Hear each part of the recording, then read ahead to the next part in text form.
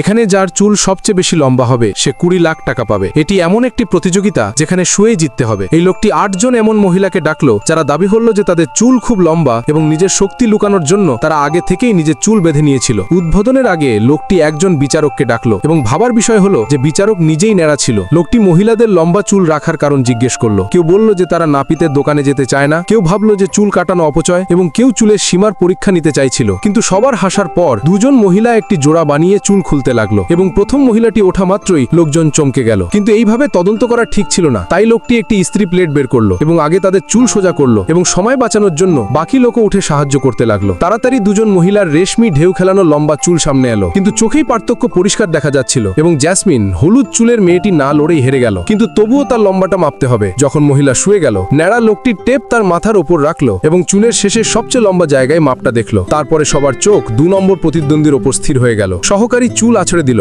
এবং তারপর বিচারক সঙ্গে সঙ্গে মেপে নিল। কেবল সবচেয়ে লম্বা চুল ভিডিও